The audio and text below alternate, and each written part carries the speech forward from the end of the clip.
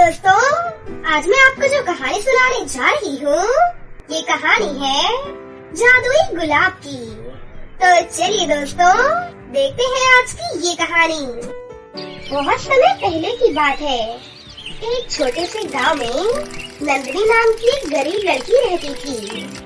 नंदिनी के पास खेती करने के लिए थोड़ी सी जमीन थी, जिस पर वो खेती किया करती थी। उसके रहने के लिए एक छोटी सी झोपड़ी थी। नंदिनी सुबह सुबह ही खेतों में काम करने के लिए चली जाती थी और शाम होने पर घर वापस लौटकर आ जाती थी। नंदिनी के घर के बगल में ही एक बहुत ही बड़ा सा घर था, जिसमें शगुन नाम की एक लड़की रहती थी।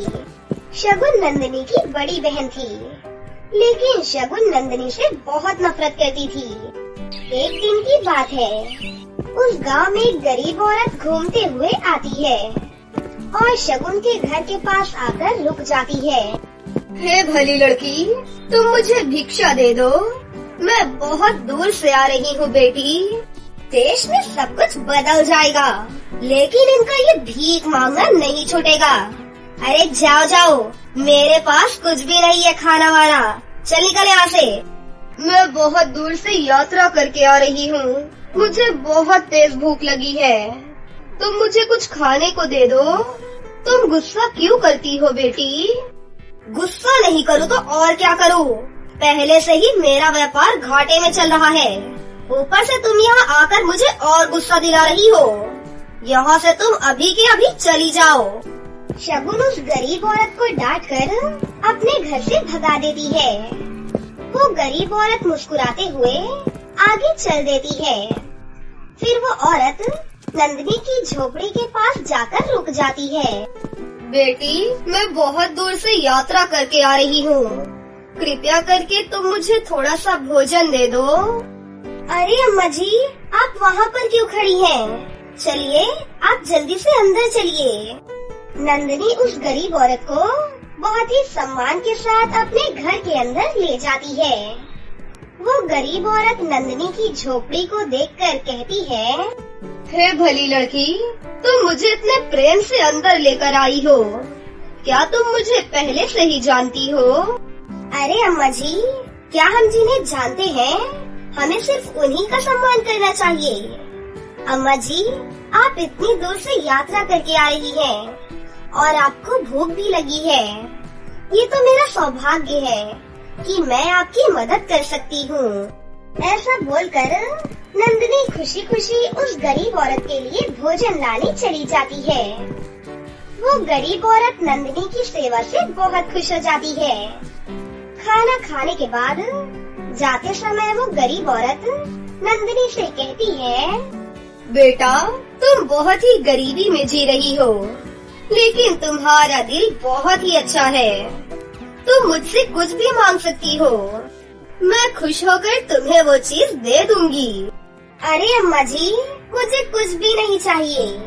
मैंने आपकी सेवा की, यही मेरे लिए बहुत ही सौभाग्य की बात है। बेटा, मैं तुम्हारी ईमानदारी से बहुत खुश हुई। मैं तुम्हें अपनी इच्छा से कुछ देना चाहती हूँ। तुम ना मत कहना। ये लो जादुई गुलाब। तुम्हें जिस भी चीज की जरूरत हो, आंखें बंद करके उस चीज को इस जादुई गुलाब से मांग लेना और तुम्हें वो चीज मिल जाएगी। इतना बोलकर वो गरीब औरत नंदिनी को आशीर्वाद देकर वहाँ से चली जाती है। ऐसे ही कुछ दिन बीत जाते हैं और नंदिनी उस गरीब औरत के दिए हुए जादुई गुलाब का कोई भी प्रयोग नहीं करती है। कई महीने बीत जाते हैं। एक दिन नंदिनी के पास खाने के लिए कुछ भी नहीं बचा था। भूख से परेशान होकर नंदिनी अपनी बड़ी बहन शगुन के पास मदद मांगने के लिए चली जाती है। दीदी, मेरे दिन बहुत ही गरीबी में गुजर रहे हैं। मेरे पास खाने के लिए कुछ भी नहीं है। कृपया करके आप मुझे कुछ अनाज दे दो। जैसे ही मेरी फसल कटेगी, मैं आपका अनाज आपको लौटा दूंगी। मैं आपसे वादा करती हूँ। माफ करना बहन, लेकिन मैं तुम्हें अपना चावल नहीं दे सकती हूँ। मुझे शक है कि तुम मेरा चावल मुझे लौटा नहीं पाओगी। गलत मत समझना मेरी बहन, लेकिन मैं तुम्हारी मदद नहीं कर सकती हूँ।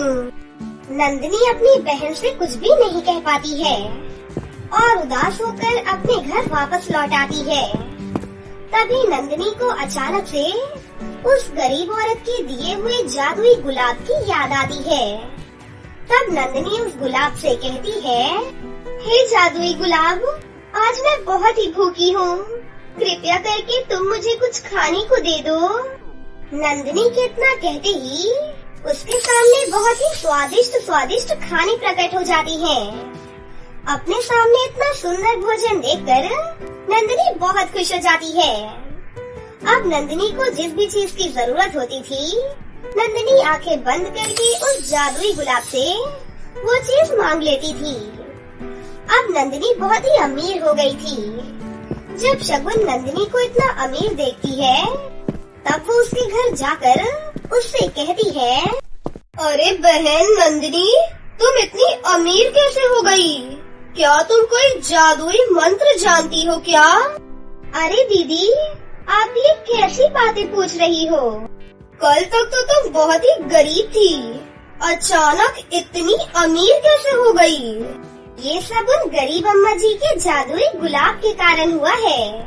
एक दिन की बात है, अम्मा जी मेरे घर आई थी और उन्होंने मुझे खाना खिलाने के लिए कहा था। मैंने उन्हें खाना खिलाया तो अम्मा जी मेरे व्यवहार से बहुत खुश हुई और मुझे एक जादुई गुलाब दे दिया कि मैं जो भी चाहूँ आंखें बंद करके उससे मांग सकती हूँ। पहले वो गरीब अम्मा मेरे यहाँ आई थी। ओहो, मैंने एक जादुई गुलाब गवा दिया। शगुन को अपनी गलती का बहुत पछतावा होता है और शगुन उदास मन से अपने घर वापस लौट जाती है। फिर उस दिन के बाद से नंदिनी हंसी खुशी अपनी जिंदगी जीने लगती है। एक बार की बात है, किसी गांव में नैना और सुनैना नाम की दो बहनें अपने माता पिता के साथ रहती थीं। वो लोग बहुत अमीर थे। फिर एक दिन वो सभी कार में बैठकर पिकनिक मनाने पहाड़ी की ओर जा रहे थे कि तभी अचानक उनकी कार खाई में गिर जाती है। उस एक्सीडेंट में उन दोनों बहनों के माता पिता की मौके पर ही मृत्यु हो जाती है, जबकि दोनों बहनें अपनी आंखों की रोशनी हमेशा हमेशा के लिए खो देती हैं। इस तरह अचानक ही उन दोनों बहनों की जिंदगी दुखों से भर जाती है। दूसरी तरफ उनके माता पिता के मरने के बाद उनके लालची रिश्तेदार सारी जायदाद पर कब्जा करके दोनों बहनों को घर से बाहर भगा देते हैं। फिर मजबूर होकर वो दोनों बहनें अपने गुजारे के लिए सड़क पर भीख मांगना शुरू कर देती हैं। दूसरी तरफ उनके पास रहने के लिए घर भी नहीं था, जिस वजह से वो दोनों फुटपाथ पर ही सोया करती थीं। फिर ऐसे ही एक दिन, मुझे बहुत तेज भूख लगी है, सुबह से किसी ने हमें भीख में 1 रुपए भी नहीं दिए। तू ठीक कह रही है, शायद हम पर किसी को दया नहीं आती। पता नहीं भगवान ने हमारे नसीब में क्या लिखा है जो हमें इतने बुरे दिन देखने पड़ रहे हैं। तभी सड़क पर कुछ अमीर घर की घमंडी लड़कियां गुजरती हैं। मुझे कुछ सैंडलों की खटखट की आवाज सुनाई दे रही है। लगता है कुछ लड़कियां इस तरफ चल कर आ रही हैं। फिर वो दोनों बहनें उन लड़कियों से भीख मांगना शुरू कर देती हैं। मेम साहब, हमें कुछ खाने के लिए दे दो, हमने सुबह से कुछ भी नहीं खाया, हमें बहुत भूख लगी है। अरे वाह, यहाँ तो एक साथ 2 अंधी भिखारन बैठी हैं। सुनो तुम दोनों, तुम चिंता मत करो, मैं तुम्हें अभी खाने के लिए स्वादिष्ट गर्मा गर्म समोसे देती हूँ। इतना कहकर वो लड़की अपने पर्स से समोसे निकालकर उन दोनों बहनों के हाथ में रख देती है। अरे वाह, इस समोसे से तो बहुत ही अच्छी खुशबू आ रही है। आपका बहुत बहुत शुक्रिया मैम साहब। उन दोनों को बहुत ही तेज भूख लगी थी, इसीलिए वो दोनों फटाफट समोसे खाने लगती हैं। लेकिन तभी अचानक दोनों के दांत टूट जाती हैं और वो दोनों रोने लगती हैं। उन दोनों को रोता हुआ देख वहाँ मौजूद सभी लड़कियाँ जोर जोर से हंसने लगती हैं। अरे बेवकूफ, मैंने पत्थर के समोसे तुम्हें खाने के लिए दिए थे। इन समोसों को मैं अभी अभी बाजार से खरीद कर लाई हूँ।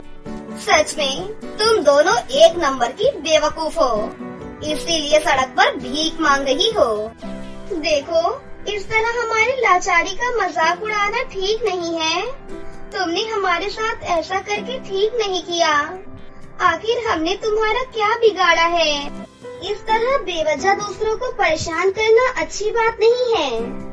अगर मेरी आंखें ठीक होती तो मैं अभी तुम सबको सबक सिखाती। अरे ये क्या? ये अंधी भिखारन तो हमें धमकी दे रही है। लगता है इन दोनों में बहुत अकड़ है। हाँ, तूने बिल्कुल सही कहा। इन दो कौड़ी की भीख मांगने वाली लड़कियों की इतनी हिम्मत कि हमें धमकी दे रही हैं। चलो आज इन्हें सबक सिखाकर इनकी अकड़ ठिकाने लगाते हैं। रिया, जा तू पार्किंग में से अपनी कार लेकर आ। उसके बाद एक लड़की पार्किंग में खड़ी कार लेकर वहाँ आ जाती है।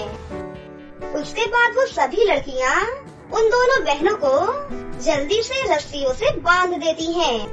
अरे तुम लोग ये क्या कर रही हो? छोड़ो हमें, छोड़ो। अरे चिंता मत करो, थोड़ी ही देर में तुम दोनों को छोड़ देंगे। बस हमारे साथ शहर का जरा मजा तो ले लो।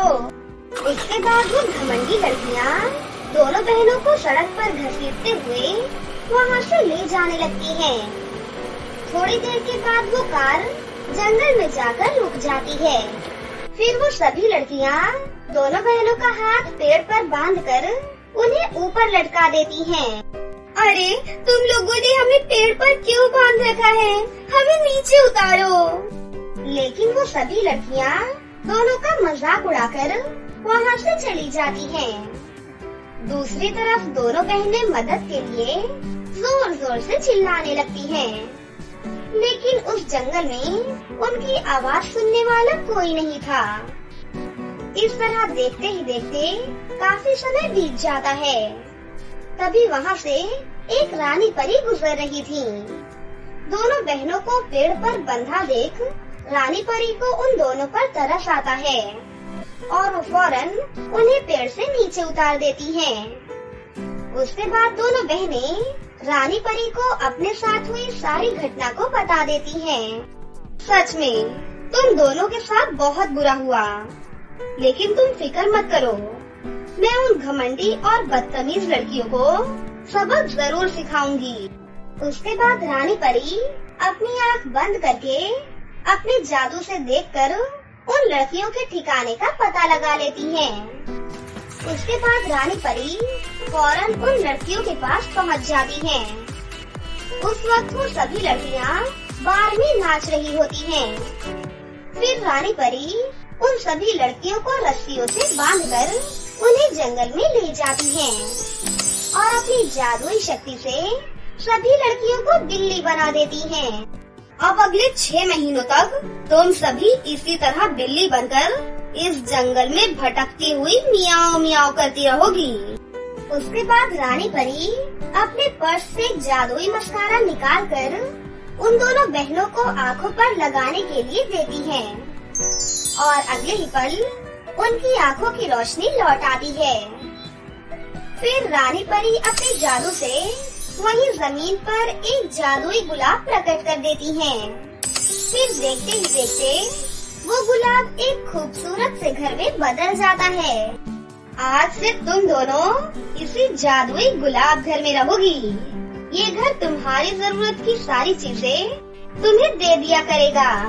फिर उस दिन के बाद से दोनों बहनें उस जादुई गुलाब के फूल से बने घर में रहने लगती हैं।